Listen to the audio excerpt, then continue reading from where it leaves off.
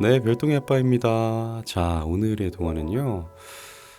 제목부터가 좀 마음을 저리게 하는데, 집 없는 아이라는 동화예요.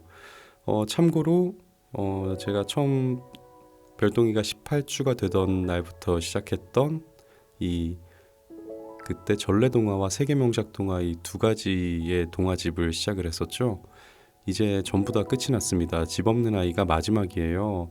그래서 전래동화는 오세암으로 끝났고 전래동화와 세계명작동화가 이제 이렇게 다 끝이 났는데 다음 동화집을 어떤 동화로 또 시작을 해볼지 이제 고민이 좀 많으니까요.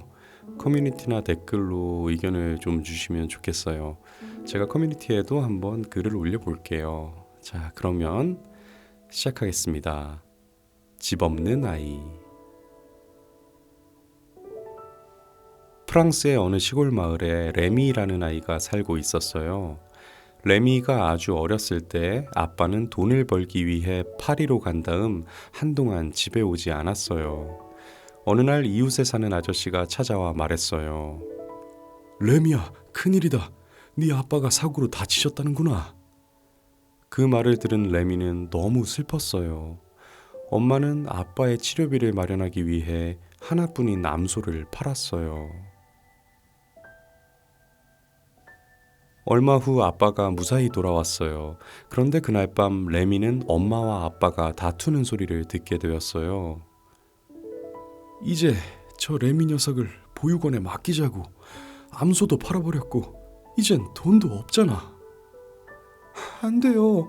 데려다 키웠지만 레미는 내 아들이에요. 내일 보육원에 보내겠소. 그제야 레미는 엄마와 아빠가 친부모가 아니라는 걸 알게 되었어요.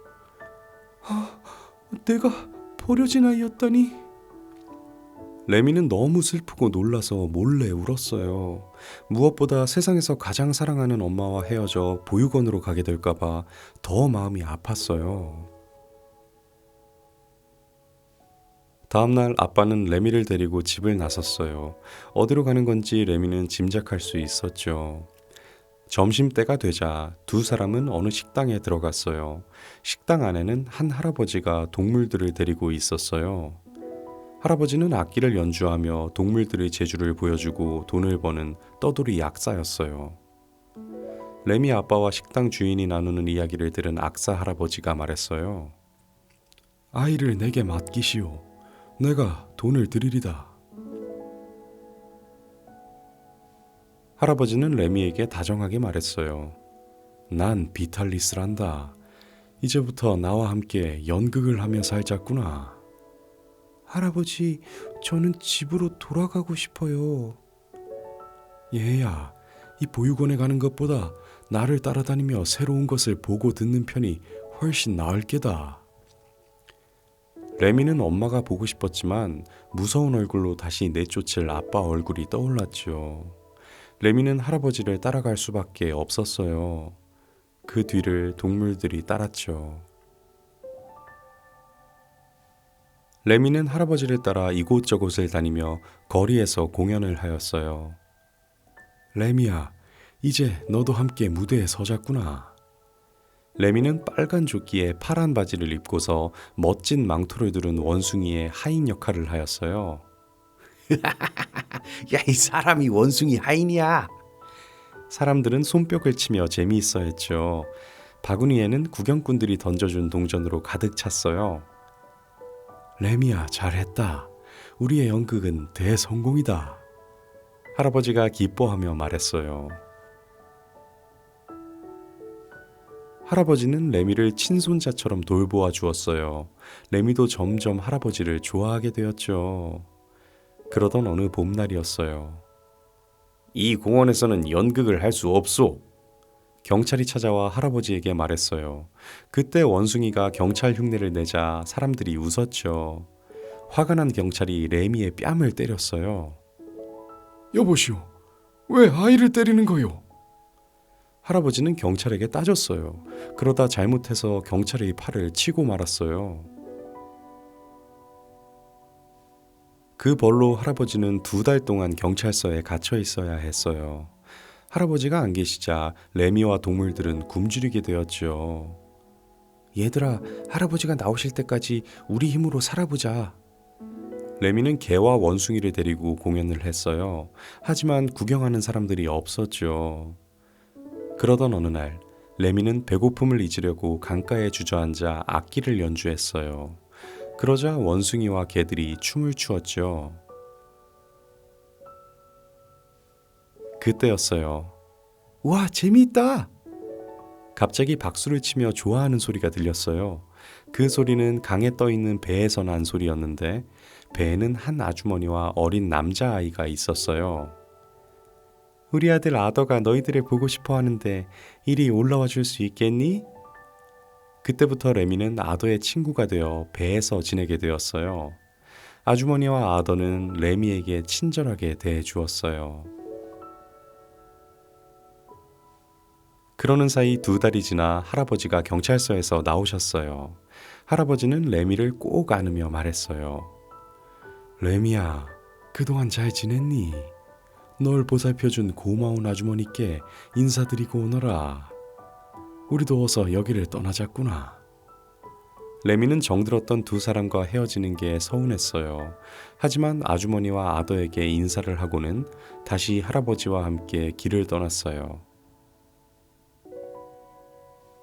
겨울이 다가오자 레미와 할아버지는 연극을 할 수 있는 파리로 가기 위해 길을 재촉했어요.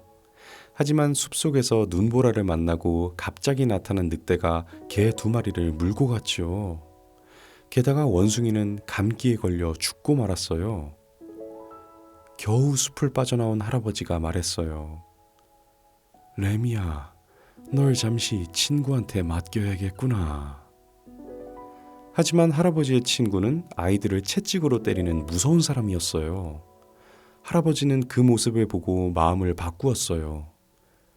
내가 널 데리고 있는 게 좋겠다. 겨울이 깊어졌어요. 추위 속에서 길을 가던 할아버지는 그만 길을 잃고 말았어요. 할아버지는 레미를 꼭 끌어안아 주었어요. 2사람은 서로 껴안은 채 눈 위에서 잠이 들었어요. 얼마 후 레미가 잠에서 깨어보니 할아버지가 보이지 않았어요. 레미는 침대 곁에 서 있는 낯선 아저씨에게 물었어요. 여기가 어디죠? 할아버지는 어디 계세요? 여긴 우리 집이란다. 할아버지는 지난밤 추위에 돌아가셨어. 레미는 아저씨의 말에 그만 울음을 터뜨리고 말았어요. 레미를 구해준 아저씨는 레미에게 같이 살자고 말했어요. 하지만 얼마 뒤 아저씨가 하는 일이 망하는 바람에 레미는 다시 여기저기를 떠돌아다니게 되었죠.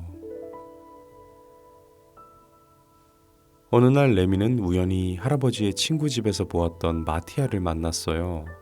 마티아는 바이올린 연주를 아주 잘하는 아이였죠. 우리 둘이서 멋진 공연을 할 수 있을 거야. 그때부터 레미와 마티아는 함께 공연을 시작했어요. 마티아의 바이올린 연주에 맞춰 레미가 노래를 불렀죠. 레미는 마티아와 함께 돈을 모아 젖소를 샀어요. 젖소를 사드리면 엄마가 기뻐하시겠지? 레미는 마티아와 함께 젖소를 몰고 옛집으로 돌아갔어요. 아이고, 이게 누구야? 레미, 네가 돌아왔구나. 엄마는 레미를 껴안고 눈물을 흘렸어요. 레미야, 너한테 아주 기쁜 소식이 있단다. 친엄마가 널 찾고 있어. 그날 밤 레미는 잠을 이룰 수가 없었어요. 마티아도 자꾸만 뒤척였어요. 친엄마한테 가면 나 같은 건 모른 척하겠지? 마티아, 그게 무슨 소리야? 난 어디를 가도 널 잊지 않을 거야. 레미는 마티아와 함께 친엄마를 찾아 영국으로 갔어요. 친엄마를 만난 레미는 깜짝 놀라고 말았어요. 친엄마는 바로 배에서 함께 지냈던 아더의 어머니였거든요. 레미, 네가 내 아들이었구나. 엄마. 레미는 그리워하던 엄마에게 안겨 엉엉 울었어요. 레미는 더 이상 외톨이가 아니라 그 누구보다도 행복한 아이가 되었답니다. 자, 이렇게 동화가 끝이 났습니다. 근데 하나도 해피엔딩으로 느껴지지 않는 이유는 뭘까요? 뭐 어쩌면 당연하겠죠. 네. 아마 과거에는 너무나 좀 비참한 일들도 많았고 또 삶이 그렇게 쉽지 않았고 아이들의 과거에 영아 사망률이 굉장히 높았잖아요. 그래서 아이들이 이렇게 불행을 겪는 게 그렇게 뭐 드문 일이 아니었기 때문에 결국은 이렇게 잘 되었다라고만 하면 해피엔딩이었을지는 모르겠어요. 근데 요즘은 그렇지 않죠. 행복의 기준은 너무나 상대적인 거니까요. 또 시대마다 또 다르고 참 너무나 불행하네요. 그리고 또 참 정서가 형성되는 시기에 이렇게 힘들고 좀 끔찍한 일을 많이 겪어서 과연 이 아이가 좀 건강하게 성장할 수 있을지 걱정도 되고요. 좀 이런 걸 보면은 네, 아이가 이렇게 비참한 동화를 읽고 싶지가 않아요, 사실. 네, 차라리 마냥 밑도 끝도 없이 개연성 같은 거 다 그냥 접어두고 그냥 행복한 그런 동화 어디 없을까요? 제가 한번 만들어 봐야겠어요. 근데 뭐 인기는 없을 수도 있겠지만, 네, 그래도 그런 동화가 있으면 좋겠다는 생각에, 네, 창작 동화는 그런 식으로 한번 만들어 볼까 합니다. 자, 이제 드디어 세계 명작 동화집이 집 없는 아이를 끝으로 끝이 났습니다. 이제 다음에 새로 시작할 동화집을 또 기대해 주시면 좋을 것 같아요. 이번에 집에 가거든 다시 한번 별똥이 엄마와 신중하게 한번 골라보려고 해요. 그 중에는 이소부화도 있고 탈무드도 있고 또 뭐 여러 가지 창작 동화도 많으니까 계속 한번 기대해 주시면 좋을 것 같네요. 자, 오늘 132번째 동화 액토르 앙리 말로의 집 없는 아이였습니다.